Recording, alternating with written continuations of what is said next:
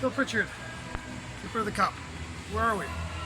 We're in the Nickback arena here in Sweden. It's a pretty special time. Obviously, Nicklas Backstrom, Stanley Cup champion, has brought the cup back to his home arena for the kids and adults. And we're standing on an ice level here. It's freezing, middle of August. It's like an ice rink out here. Yeah, it is.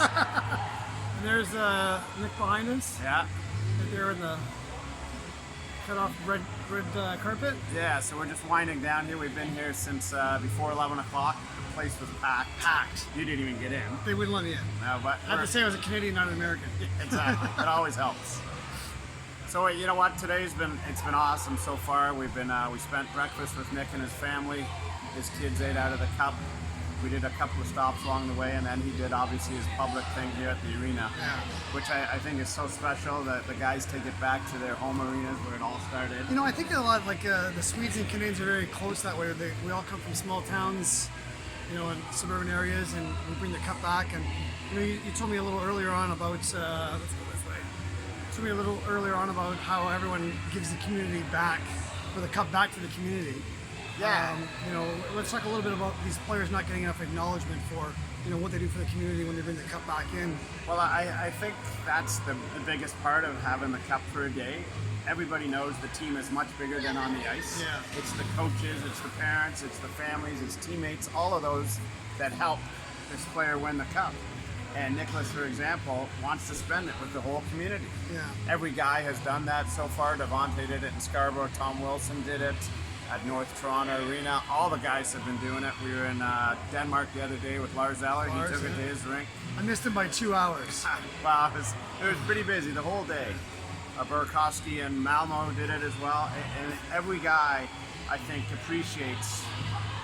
Yeah, I think the saying is a village builds a person. Yeah, it's a village builder. Yeah, and for hockey players, that is so true. Everywhere we go, that's the main part of what the day is. And sure, they have their parties with their friends and buddies, but it's this kind of stuff that I think really touches the heart of a hockey player. Yeah, I mean, like Nick's back there, and you said yesterday he stood for 3 hours. Yeah. You know, he's just taking pictures. He's going to stand there for another 4 hours today.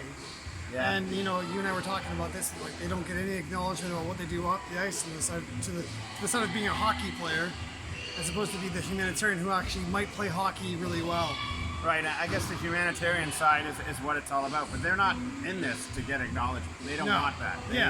They understand that their coaches, their teammates, all of them made Nick Backstrom who he is, or whoever it might be, and that's what they want to say thank you for. Yeah. And it's pretty special here in Sweden. We've been here 4 days now, third guy we've done, and great people, great country, great hockey community, and lots of fun. So let's talk a little bit about the scheduling of what you got to do in your crazy summer that goes every single year. Your wife must just hate you for it. Yeah, I'm sure she hates me for other reasons too, but that's another vlog, I guess. You know what? It's funny that the team wins the cup, and it happens so fast. The cup celebrations going on, the parade, the team photo, all of that stuff with the partners, but the guys all head home and they want their opportunity with the cup. So basically you got a big geographical map of the world now, because hockey's played in 80 countries around the world. So you work with the players and the team, and you figure out what days don't work for the players, because some of them obviously have family commitments, or you know, whatever it might be, vacations, whatever. So you get those days out of the way, and then you try and map it out. And you try and do one area only once, because you don't want to be flying back and forth. Yeah. It's amazing. You get 100 days with the cup, which is basically from when they win the cup to the puck drop. Okay.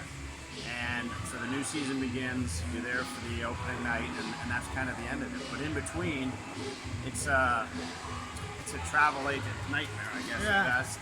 Booking. Yeah, trains, planes, rental cars, accommodations, whatever. But it all works, and we can tell by everything that's gone on today here. It's pretty special, and that's, I think, at the end of it all, after we do all the administrative stuff and all the what do you want to call it, organized chaos, everything comes together, and it's all part of that whole Stanley Cup celebration. For you personally, what's the most, I guess, memorable moment that you have? You know, obviously the Stanley Cup is the holy grail, but for you every single summer you must have one side where you just have a collective moments.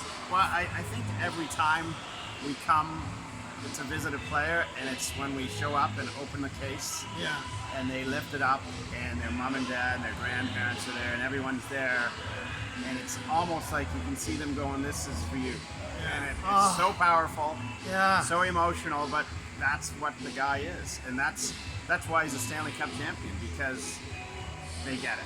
Yeah. And I don't know how to make it more simple terms than they get it. No, I think that's absolutely perfect. I'm glad that you said that because you hit it spot on, and I think that captures the moment of, like you said, take the village to raise a child, right? It does, yes, and it is that, and we're here today in a small village, and Nicklas Backstrom has been a big part of the Washington Capitals, past, present, and future. Yeah. And we had 1,200 people here today in Valbo.